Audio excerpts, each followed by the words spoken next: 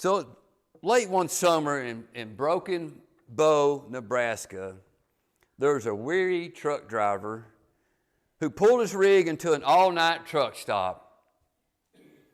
The waitress had just served him when three tough-looking, leather-jacketed motorcyclists decided to give him a hard time. One grabbed his hamburger off his plate. Oh, boy. Another took a handful of French fries, and the third picked up his coffee and began to drink it. Boy, this don't sound good.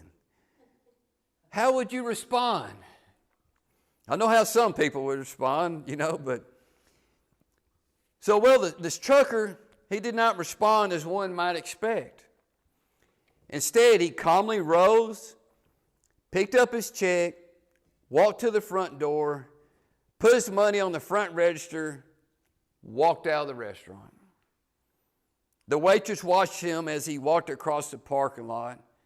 When she returned back to the counter, one of the bikers said to her, "Well, he's not much of a man, is he?" She responded, I don't know about that, but one thing I do know is he sure ain't much of a truck driver because he just ran over 3 motorcycles."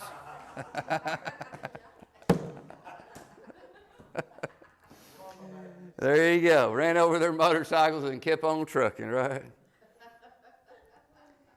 We might not all have to deal with people to that extreme. Maybe we have, maybe we haven't. But there's always that one coworker, that one family member, that unhappy neighbor. There's go to Walmart if you want to see somebody that's unhappy, But there's always somebody that you're going to be around that is difficult to deal with. There's always going to be bullies, unhappy people, evil people. There's always going to be some kind of difficult person in this world to deal with. Now, I don't recommend running over their motorcycles, or what's that one movie, Medea? I don't recommend doing a Medea and running over their car or whatever. But today we're going to learn how to navigate these waters of dealing with difficult people. The title of today's message is Navigating Difficult People. And I'd like to thank my daughter Lauren for coming up with that deal. I just want to put difficult people, but coming up with that title, I mean. So what does the world say about dealing with difficult people?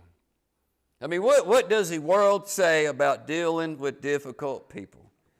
Well, if you want to really know, look no further than the famous bumper sticker. People's life philosophy is often on their bumper stickers. If you want to know what they feel or how they think about things, if they have a bumper sticker, look and see what it says. Here's a few examples.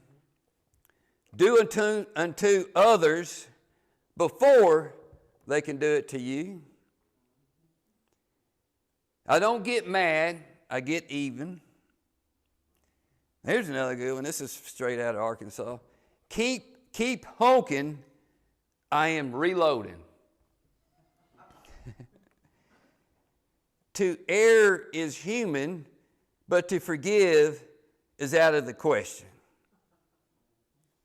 And here's one more. It says, please keep tailgating, I need the money. That's society today, right? No patience, no compassion, no time for others, no respect, no going the extra mile. It's just the society we live in. And we say it's the society we live in today, but study the Bible. It's been going on since day one, right? I mean, look at what we've been studying in Sunday school. It's like days of our lives, If you have your Bible, if you will, turn to Matthew chapter 5, verse 38. We're back in the Sermon on the Mount. Jesus' beautiful words here. Matthew 5, verse 38. Now, retaliation is something that is just built into our flesh, right? And the world even promotes it. Human nature says to retaliate plus one. Hey, don't just do what they've done. Do them up one more so they won't mess with you. You slap me, I'll punch you. You stab me, I'll shoot you. This is how things escalate out of control so easily. We always feel that we have to one up somebody, and there's nothing good that comes out of it. Now, in this section of Scripture, Jesus is discussing God's law, right? He told us, he said, look past murder and let's deal with anger. The root of the problem. He goes beyond adultery and discusses lust. Jesus tells us to keep our word, right, so we don't have to make oaths and covenants to people. And now he has another, you have heard statement. I love that. You have heard. Matthew 5:38 says, you have heard that it was said, an eye for an eye and a tooth for a tooth.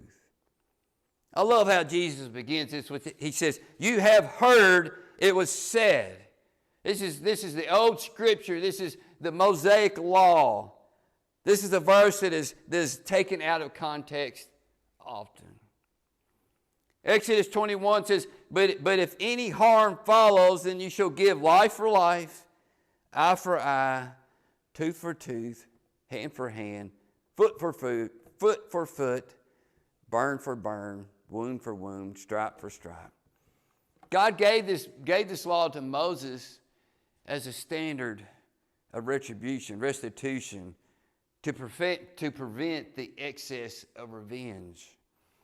Punishment for the wrongdoing was not to exceed the crime, the wrong done. The rule of Moses was to give society, rather than vendettas, to keep from having vendettas that would lead to a never-ending cycle of vengeance and one-upping, and then you have the Hatfield and McCoys going on. Now Jesus says rather than look for opportunities to seek revenge and in payback under the letter of the law, which the scribes and Pharisees said, this is okay, it's in the law. Jesus said, we're going to flip the current system of justice on its head. Let's look at verse 39. Jesus says, but I tell you not to resist an evil person, but whoever slaps you on your right cheek, turn the other to him also.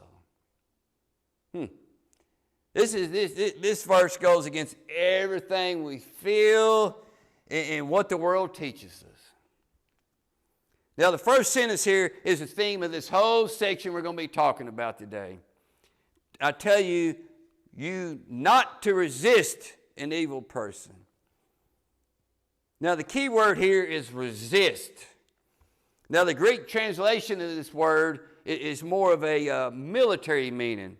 It meant to take a complete stand. You know, two sides fighting. You're taking a stand. You're strongly resisting. Or you're establishing a position to put up a fight. You got two sides. Now you put up a position. You're ready to fight. Let's go. I'm ready, like two boxers. Let's go. Now Jesus is telling us, do not put up a fight or retaliate an evil person.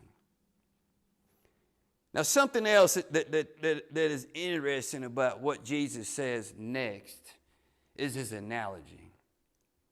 Whoever slaps you on your right cheek, turn to the other hand also. Well, you think you are nuts. I'm not fixing to do that. But you know, a lot of times things get lost in the meaning of what they said. If we would have went back in time to Jesus' time and we said, man, you know what, Shane is getting after it. They're going to be like, what are you talking about? He is just getting after it. What are you talking about? He is a hard worker. He's getting after it at work. He's getting after it. That's a southern term. Or maybe we might say, hey man, he's really, hauling tail end, he's driving fast. Or something I tend to say a lot, that the train almost derailed on me. Well, I didn't know you had a train. No, it's called life. Life almost derailed on me. Wheels on the bus are about to come off. They came off today. They would be like, what are you talking about? This is kind of what we're talking about right here. Whoever slaps you on your right cheek, turn the other to him also. So the majority of people are what? Right-handed. Their right cheek's on this side. So how do you like punch them or whatever? You have to backhand them, right? The only way you're going to slap a right cheek is you're going to backhand them. Now, during this time, this was a sign of insult. This meant like an insult. You know, we have the saying, a slap in the face. Hey, what you did to me was a slap in the face. You insulted me. This was an analogy for insulting someone. You know, we look at how people get more insulted than anything. It's through words. Especially nowadays, social media. Man, did you see what they said about me? Hey, did you see what they posted? Or maybe it was something, you know, at work. You know, you got blamed for something. How did I do that? You get insulted, right? Whatever it is that insulted you, somebody said about you that insulted you, Jesus is saying we don't trade insult for insult. As one of his followers, we don't trade insult for insult. We don't pay them back an insult for an insult. We don't retaliate against somebody that has wronged us and then say, hey, they started it. It's like what 12-year-old boys say. They started it. Why are y'all fighting? Because he started it. One thing we have to always remember when it comes to words, insulting words and stuff, the truth will always prevail. Think of something as simple as horseplay. It never ends up good. Especially at work. You know, I work in construction, and these guys are great at horseplaying all the time. You catch it, you got to shut it down because it'll escalate and somebody's feelings end up getting hurt. Now, I like what the actor Keanu Reeves had said one time in an interview. They had asked him a question. They said, what was something that you, as you've gotten older and wiser, something that you have no time for anymore? His reply was, letting somebody steal his peace. Like, what are you talking about? He said, more specifically, I'm not going to sit here and argue with nobody. If they say 2 + 2 = 5, I'm going to say, okay, whatever, see you later. And I'm going to move on. He's not going to waste his time arguing with them. He said there's nothing good about it. His peace is important to him as it should be important to us. The Pharisees and the scribes of the time said it was okay to seek vengeance with somebody over a wrong they had committed against you. They said you're justified according to the law right here. But what's the problem with vengeance? It's a breeding ground for anger and losing the ability to forgive someone. Anger can control you and consume you, which in turn robs you of your peace. What did God say in Deuteronomy 32? Vengeance is mine. Jesus is telling us the righteousness of his kingdom did not consist of obsessively paying back an eye for an eye. It was attained through mercy. Remember what Jesus said in the Beatitudes? Blessed are the merciful. So don't react in the same manner when somebody does something offensive towards you, when they insult you. And, you know, if you just let it go, it'll steal their thunder. Take heed to Solomon's words. I love these words. Proverbs 25, verse 21 says, if your enemy is hungry, give him bread to eat. If he is thirsty, give him water to drink. For doing so, I love this, you will heap coals of fire on their head, and the Lord will reward you. When we don't react in anger and trade insults for insults, then we do what? We take control of the situation. And we don't let the situation control us. We make a choice. We make a choice to keep our peace. We choose to respond according to our values and not be controlled by somebody else's values. By offering the other cheek, you're refusing to be controlled and you're eliminating the motivation of the attack. What fun is it to attack somebody or pick on somebody who is not provoked or offended? When we react in this manner, the Lord says He will reward us. You know, I had a person tell me one time, they said, we were talking about joy. They said, you hear people say, hey, this so-and-so, they steal my joy. They done stole my joy. This person said, actually, they don't steal your joy. You give it to them. You made the choice to let them control you, and you give them your joy. So don't give your joy away. Now, Jesus goes on to give us some more advice. Verse 40. He said, if anyone wants to sue you and take away your tunic, let him have your cloak also.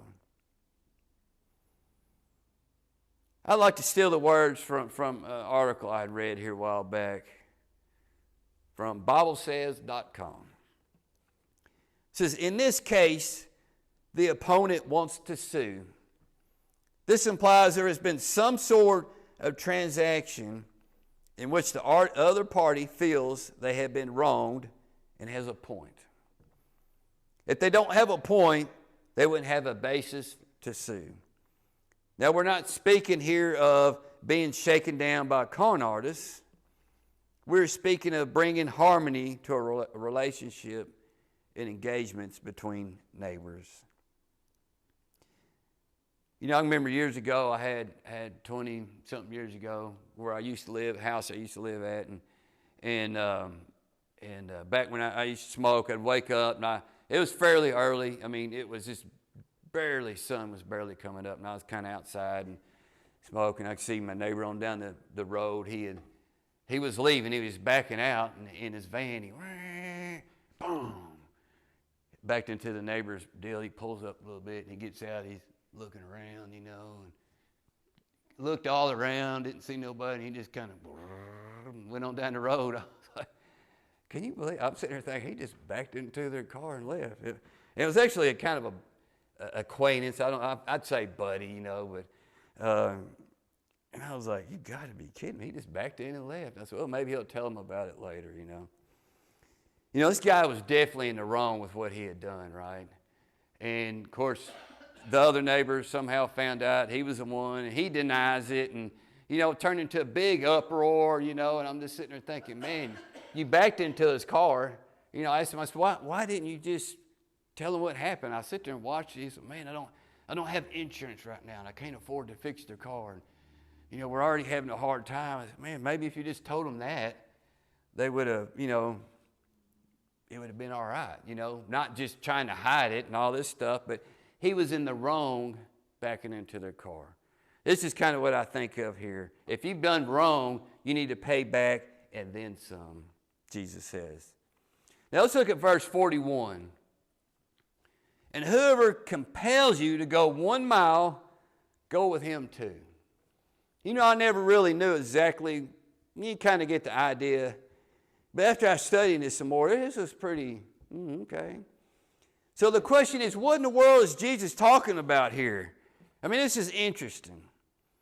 Now we have to remember, during this time, Israel was occupied by who? By the Romans. That means they're being controlled by the Romans. The Jewish people could not stand it. They were seen as the enemy. The Romans were the occupying force, seen as the enemy. But now check this out. Under Roman law, a Roman dignitary or person of authority could demand lower class people to assist them by carrying their baggage up to 1 mile. Now, could you imagine that? Say we leave here, you go down here and get some gas. Say a police officer says, hey, come here, Shane. Right here, you're unloading my van. I need you guys, you and Jeff, to carry that stuff down here. You couldn't say, hey, no, whoa, hey, yeah. You say, yeah, not today, buddy. No way. You had to do it. It was the law. Crazy. This is crazy, but it was something the Jewish people had to endure while they were living during this time. This was an inconvenience, and it cost them their time. Go 1 mile, think about it. You take this stuff 1 mile, then what do you have to do? You got to go another mile back to whatever you were doing. So actually you went 2 miles. Human nature says you are being weak by doing this. Jesus saying to agree to this? That's insane. Jesus is telling us what? He's telling us to exercise strength. Jesus is telling us to take control of the situation. Give more than what is asked of you. When we do this, we're removing the evil intent from the situation. Paul summed it up in Romans 12:21. Do not be overcome by evil, but overcome evil with good. Once again, we always talk about having we face a fork in the road. When we have a fork in the road, we have to make a choice which path we're going to go down. Let the evil control us and rob us of our joy, or take control of the situation and overcome the evil with good. It's where we get the old saying, go the extra mile. Now, Jesus gives us one more piece of advice when it comes to navigating these waters of human relationships. This might be more something we deal with day to day. Matthew 5:42. Give to him who asks you, and from him who wants to borrow from you, do not turn away. Jesus has been speaking about submitting to people of authority, right? People of authority that are controlling you, right? The people with all the controls, what we've kind of been talking about. But now Jesus is talking about the less fortunate people. The people of the equal or lower stature in life. These are people that have no power over you. They could be your equals or they could be less. You know, we all have a neighbor or have had a neighbor constantly wants to borrow something. Constantly, dude, go buy your own weed eater. Go get your own axe. Go get whatever, you know. And there's some of them borrow it, bring it right back. There's some of them that borrow it, and you got to go beg, hey, can I have my lawnmower back? I need to cut my grass, type of thing. But I think this is a little bit deeper than this. And I think we probably all at some time have dealt with this.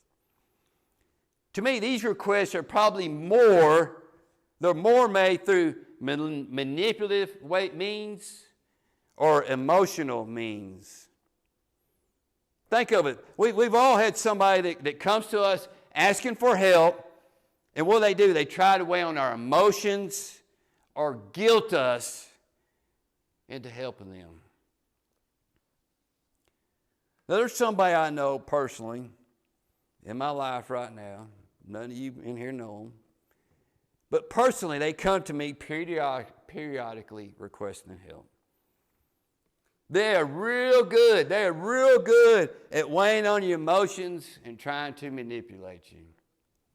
It didn't take long for me to kind of figure out what they were doing. But periodically they come 4 or 5 times, 2 or 3 times, I don't remember, a year, asking for help. They done got in a situation. They done got themselves in a hole somewhere. And when they come to me for help, it's usually followed by an extensive line of questioning from me, trying to find out how did you even get in this mess? I mean, I can't even comprehend how you have got in this mess. And then it's followed by reprimanding from me. I'm trying to make a point. And then I ask them the question, after agreeing to help them, I ask them the question, so what is your plan? What is your plan if I can't help you right now? What's your plan? Do you have a plan B? Or are you just assuming, Ben's going to help you out? What's your plan? Because you know what? One day I'm not going to be around to bail you out. This reprimanding and extensive questioning is done out of love. Trying to help them grow. Help them to see how they made the bad choices to be in the situation they're in. It's not to humiliate them. I don't do it in front of people. And most of the people that know this person will never know our interactions. But it's not to humiliate them, it's to help them. Try to help get this person to understand what's going on.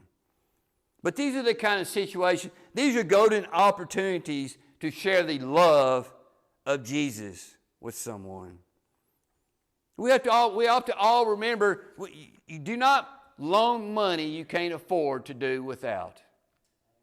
You just don't do it. If you can just give them the money, things are a lot better. But if you loan money you can't do without, you're talking about some hardships, because that's when they're not going to pay you back. But don't loan money you can't do without. Don't loan a car or whatever it is. However you need to help this person, don't do it if you can't afford to do without what you've loaned. But if you have the means, this is an opportunity for you to, one, place your trust in the Lord to replenish you, but also to be able to share the love of Jesus with others. Now, once again, I want to make a point. We don't enable anybody. There's a point between helping and enabling. Don't enable anybody, but if you can, help somebody out of a bind. You know, 1 John chapter 2, verse 9, I love these words. Beautiful words. It says, he who says he is in the light, if we say we're in the light, we are a Christian, but we hate our brother, is actually in darkness. He who loves his brother abides in the light, and there is no cause for stumbling in him. Jesus gave us two great commandments: to love God more than anything else, and to love our neighbor as ourselves. We can't live in the light of Jesus Christ when we are consumed with hate towards those who wrong us. We've all been wronged. If we have so much hate to them, we can't live in the light. We can't love our neighbors when we have anger and hate towards them, even if they've done us wrong. We have to remember that Jesus loved us, even when what? Even when we hated him. Jesus is not telling us to be weak and give in to people. He says be strong and take control of the situation. Now, I would like to close out with a verse and a little story. You know, we all know on Jesus' last night, before his crucifixion, they had the Lord's Supper. And then during this, Jesus did what? He washed the disciples' feet. Jesus told them, I have set out an example that you should do as I have done for you. This is very very true, I tell you. No servant is greater than his master, nor is a messenger greater than the one who sent him. Now that you know these things, you will be blessed if you do them. At this moment, he spoke these words. Jesus knew two things. His main disciple will deny him, and that he is fixing to be betrayed by another one. But Jesus still loves them and is serving them right now. Jesus sends Judas away to go get ready to betray him. Jesus says, be gone with you. Judas goes out to betray him. Jesus knows what's about to happen to him and what he must endure. He knows. Can you imagine if you knew what was about to happen that is that bad? I would be mad at the world probably. But he's still loving people. He says, dear children, I will be with you only a little bit longer. Then Jesus wants to leave them with some words. These are words I want to leave you guys with today. John 13, 34 through 35. It says, a new commandment I give to you, that you love one another as I have loved you. That you also love one another. By this all will know that you are my disciples, if you have love for one another.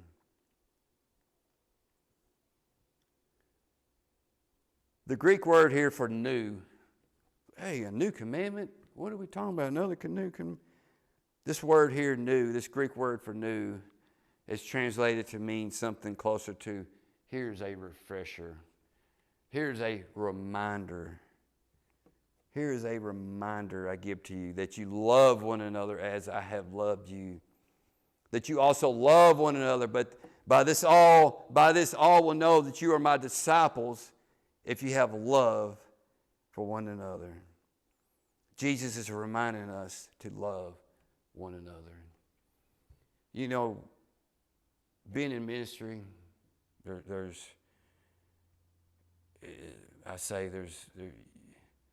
you know, you got to just love it. But every now and then, there's certain things you get to witness that is just beautiful. You know, whether it's preparing for a funeral and you get to talk to the family about this person and you just get a glimpse of how much they loved and cared for this person.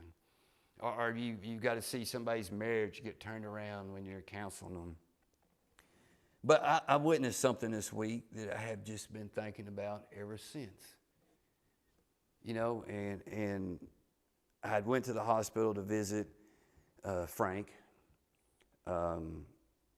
Anyways, and Frank's being Frank and everything, and he just being silly. You could tell he felt terrible, you know. And he's like, "Oh, hey, hold on, I'm gonna call Linda real quick, you know, and tell her you're here." "Oh, okay, yeah, go ahead, buddy," you know. And he calls her up, you know, in typical Frank fashion. "Hey, your boyfriend pastor's here, you know, whatever." And then she's like, "Oh, hey, honey," but hearing her voice, and then once her voice went on, seeing the expression on his face and the glow he had, and then her concern, and it was just a example of love between them two interacting for, it wasn't no more than a minute or two. And I'm just in awe. I mean, I'm almost kind of tearing up, to be honest with you, watching this. Seeing him glow, him perk up, listen to her deal, her concern, her joy, and her to being able to just talk to each other. It wasn't like, "What do you want?" You know, it was, "Hey, honey, oh yeah, that's great," you know, and he's over here, yeah, "Oh yeah, I'm feeling better." But just see the immediate, he started glowing. I don't know how else to explain it. He started glowing. That is love. We can say love. Sometimes love is empty words, but that was, I witnessed a loving event. Jesus has given us a reminder to love one another. Not just empty words, but our actions. We are to love one another.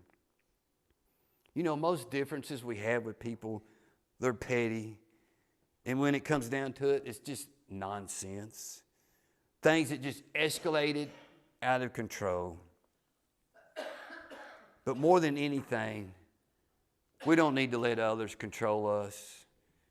No matter how difficult they are, no matter how evil they are, we need to take control of the situation and handle it on our terms, through our beliefs, the belief that Jesus Christ has taught us.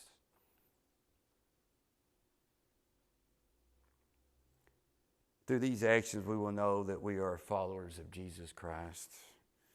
We have to remember that Jesus loved us, even when we hated him, when we despised him, when we laughed at the mere thought of him, things we all face on a daily basis and we get offended about, he still loved us.